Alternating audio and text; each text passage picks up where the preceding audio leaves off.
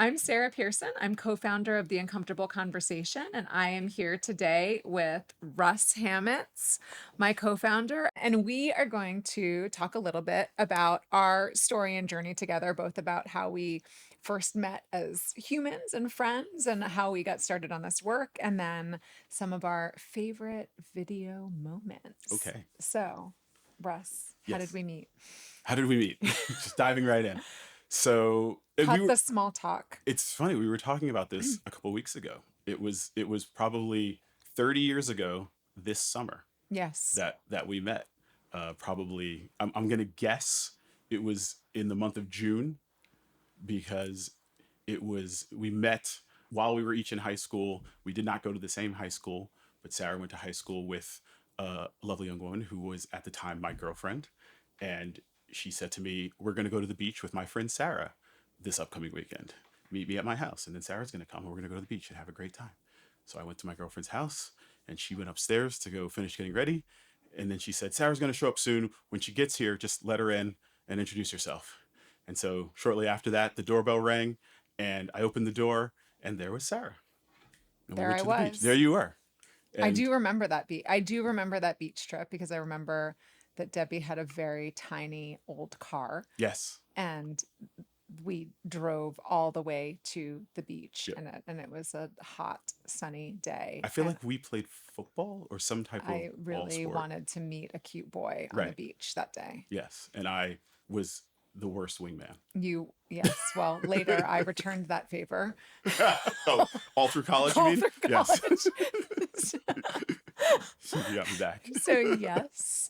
But then, so then, because you were dating my best high school friend, somebody that I did a lot of things with, is we then went into senior year, and so there were lots of experiences that we had Together. during Yeah. together during our senior year. I think not necessarily being friends with each other, but just being around each In the other quite vicinity. a bit. I went to And your prom you did go to with my Debbie. prom. Yes, you went to my prom, and we shared a limo to the prom, and we That's have right. prom Yep. pictures.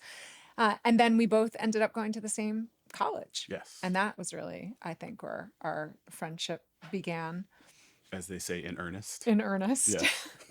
So I do. I mean, I remember.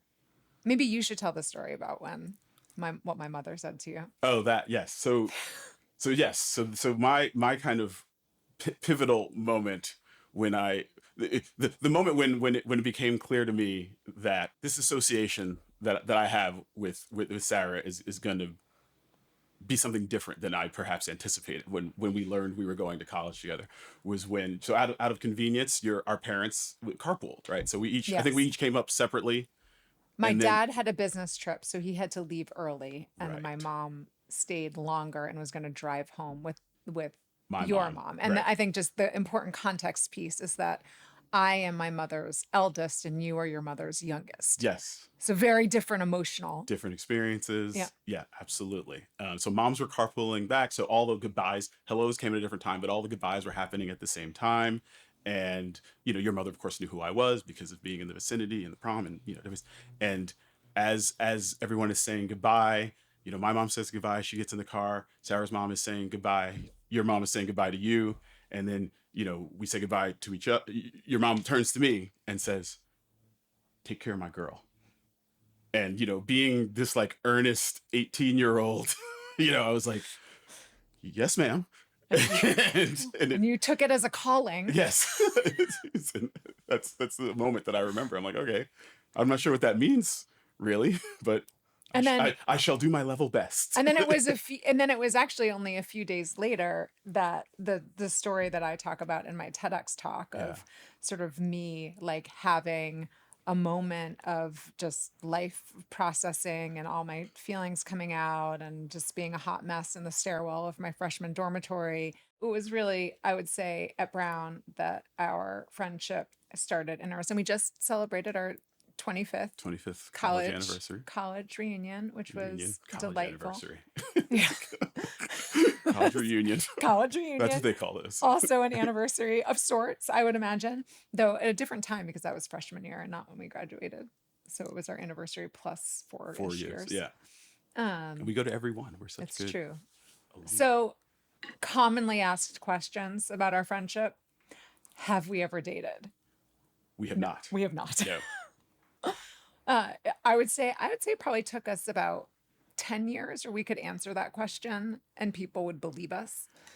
Yeah, I mean, at least that we had a difficult time convincing people that we were just friends speaks to how people view relationships between men and women. Between And yeah. yeah, One, I think what people who didn't know either of us deeply is that, for me, college was when I was on the most intensive part of my healing journey. And, I was in the middle of an active eating disorder. I was depressed. I was getting diagnosed with clinical depression. I was going on medication. I was cutting myself.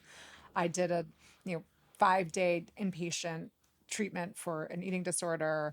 And then I was in therapy 3 times a week. Like I didn't have extracurricular activities because I was really primarily working on myself. And you were, in a lot of ways, that sort of safe relationship, like that person that I could just feel safe with, be around. We had, I think, a meal together probably every day for hmm 4 years. And when you just think about like the level of connection that can happen and build up over the time. I saw right, my therapist 3 times a week because if I saw her once a week, 6 days later, I would forget that we had any sort of emotional connection. And so that right, kind of consistency yeah. was really important to me. And I had very little understanding of that at the time, but I look back on it now, and the sense that I have looking back is that you know what I was able to provide it, even without any really understanding of it, was like you say, some stability, some consistency Yeah. in a vulnerable time. I think I told you a time my elder daughter Julia asked me once, I forget, because I think we were talking about how smart you are, and she's pretty bright, and yeah, has a kinship in that way. And she, in her kind of derisive, teenagery way, basically was like, why was Sarah friends with you? Like what could you possibly have brought to this to this interaction? And I took that question kind of thoughtfully, and I was like, you know what, you know, you should ask her that, is what I said to her. And then I thought, and I went on. I go, but I think what she would say is some stability in a time in her life where there wasn't a lot of that. Yeah. Remember we used to say you were the father of my inner child? Yes, we still say that from We time to do. time. It helps Yeah, people understand what we're talking about. yeah, yeah. And I remember you made me. So my actual daughter gave me this bracelet, and I remember you made me a bracelet once, uh, in college. I don't know, remember what year it was, and I wore it. And it was like a friendship bracelet, basically. And I was wearing it in studying in the science library. Do you remember this? I told you this story. I do remember And this. one of my physics, fellow physics students was like, "Why? What is that you're wearing?" And I'm like, "It's a bracelet." I was like, "A friend of mine made it for me." And he said, "Is she 4?" And I said, "Sometimes." you know. So early in our friendship, so while we were still in college, I know that I was an overflowing well of feelings most of the time, except when I repressed all of them and didn't have any and acted out in different ways. But one of the things that I know you were interested in understanding is like, how can I show up? Like, how can I sort of show up? And so there was a time that you came with me Yeah. to my therapist. Yes, that was pivotal. That was really important because it wasn't, and I forget exactly what year it was, but as you say, it was early, and I probably, like a lot of young men of a certain age and a certain generation and a certain upbringing, had always kind of been trained to be a problem fixer and a you know take care of, and things like that. And my So mom had told you you had did to. she guys think also I had that calling. So as you say, I had a lot of I didn't exactly know how to show up in those moments. And it wasn't until that session with Mary Ellen where it was a freeing moment where it was like, well, you don't actually have to fix things. And it's like, oh, well, if I'm not going to fix things, then what do I do? you know, like how do I, what do I do? He's like, I just imagine what that must have felt like from her, now that we're her age and have kids yeah, that are almost our age, yeah, like what that experience must have been like for her. for her. Yeah. I mean, and it was, sometimes you just listen, and sometimes you just do nothing. And I know this is going to But come later, but like one of my favorite videos that we've done is the depiction of someone of trying to that, show up for right? a survivor. It was like how to support us. One of the One of many. the how to support a survivor, but that was Yeah. based on an experience that you and I had together. So I remember this experience very vividly. It was my junior year of college. I was living with three suite mates, I think all of whom were women's peer counselors, which meant that they had literally gone through crisis counselor training. Hmm. And I had a night and I was in it and I couldn't stop crying and they called you. They did. I remember And they and you came over. Well, because I think I had crawled into the you were back of my closet when I that's where you were when I got and I there. refused to come out. Yeah. So they called you and said, I think you should come over. And you came over and you had your backpack with you and you sat down and you like opened up the closet. You're like, hey, I'm here. I'm just gonna be doing my homework. And I was like, okay. And you just sat there until I Yeah. calmed down and came out of the closet. I was fine. I learned that move from Mary Ellen. Yeah, you did. Exactly. So jumping so fast forward, let's talk a little bit about how the uncomfortable conversation got started. I think it was shortly after I had done the TEDx talk. I Yeah. was doing some speaking engagements and I started to notice that people asked the same questions. And so it became something that you and I started talking about. It was just this observation that I'd share the story and then people would just basically like, they'd want questions and they were looking for a lot of reassurance around, am I saying the right thing? Hmm. And so that became something that I started to be really curious about. And so when I was curious about it, as I went out and decided that I would go learn as much as I possibly could about the sexual violence prevention and response space nationally. I was at the time on the board of a local rape crisis center, so I understood a little bit about how it worked through a rape crisis center lens. And then I simultaneously went out and talked to pretty much anybody that would have a conversation with me in my network. And this was before I did the men interviews. This was Mm. just general people Right. working in different sectors, asking them, why are you running a youth organization? How often do you talk about sexual violence prevention response, and just sharing all these Hmm. statistics? And it was the first time in my professional career that I had started coming out a little bit more as a survivor can begin.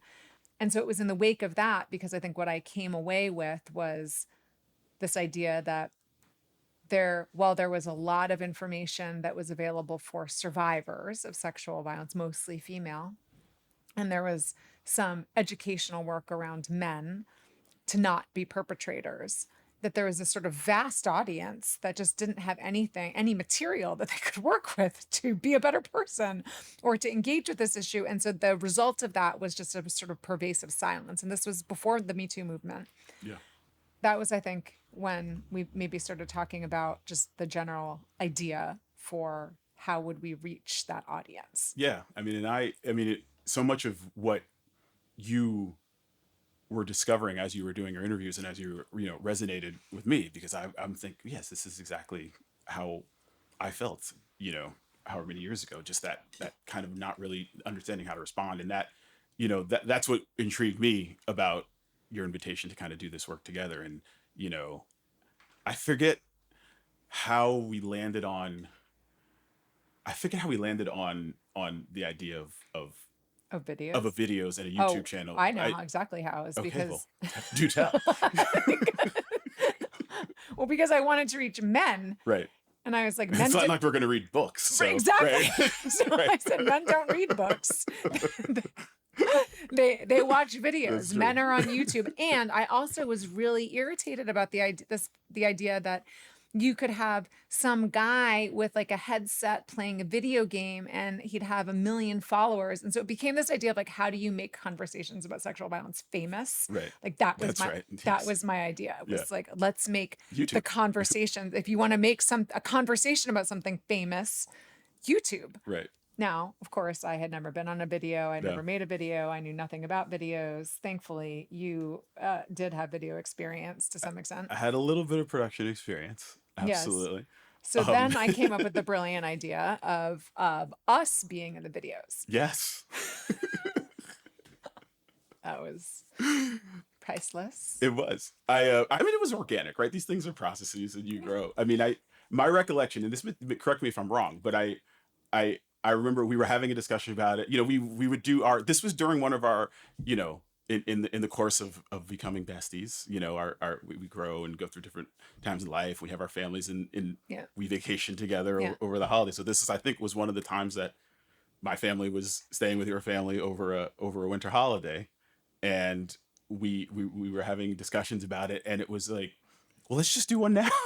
Right, like we did like a brainstorming You're session, like, let's just do it now. And then instead I did 12. right? And that, yeah, so we did, and we got, yeah, we so we had, I think, not unlike like this scenario, you know, the kids are tucked away in a room somewhere. We're trying to keep them quiet, right? And we just got a camera, and we went out and we came up with different scenarios. We brainstormed like a few scenarios. The most awkward one was a video that we ended up redoing with actual actors Yes. and production people, where we were a couple who was dating, and it just That was terrible.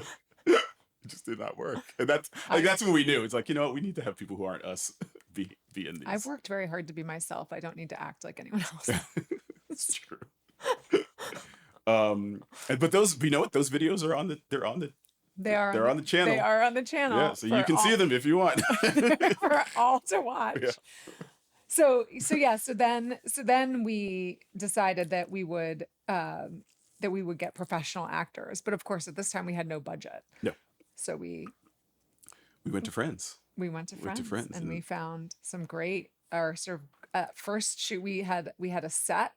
It was your apartment. That's right. That's right. And then we also did some We kind recruited. Well, we did some drive-bys of illegal shooting places. We're like on CUNY Yeah.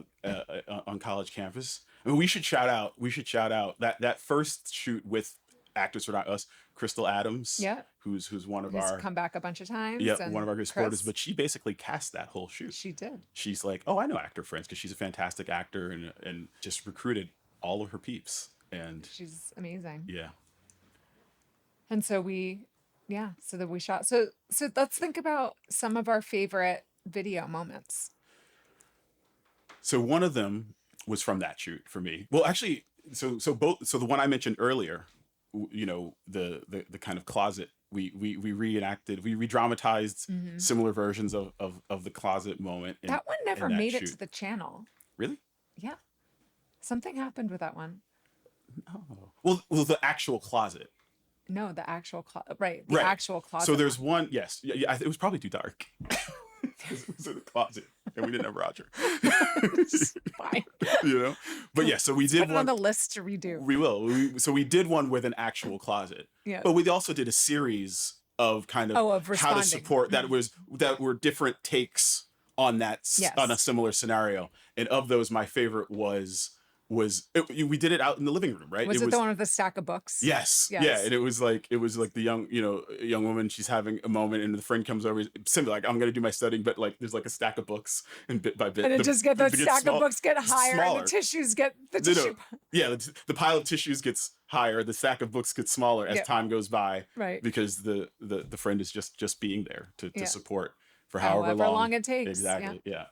So that's on the channel, right? Yeah, that is. That is all right, just not the closet. So There's the closet two was too versions dark. of that, because we Yeah. would do a lot of videos with male survivors and female survivors. We were very inclusive. Yes. Yes, we Oh, were. we still are. We still are. Oh. No, I like that one. I mean, I tend to like the ones that are a little edgier and Mhm. and funny. I liked most of the ones that we did at the bar. The bystander intervention series. That was a great I really series. liked that series a lot. And Shout to Ashley Michael Hoven. yes, that was directed well, Yeah. and just really sort of solid content. How to get drunk without raping someone. That's a good one. That was from the Yes, that was from the original. the apartment Yes. series. Well, you and I did that too. Oh, we did. Yes. Goodness. We wisely refilmed. That's the one. That's the one I was thinking. Yes. Thank you, Russ. It's always fun to have uncomfortable conversations with you. And thank you for joining us as well. And hopefully it was fun to watch. You can try these questions out on your own at home, or if you're looking for more inspiration, you can go visit The Uncomfortable Conversation on Instagram or YouTube.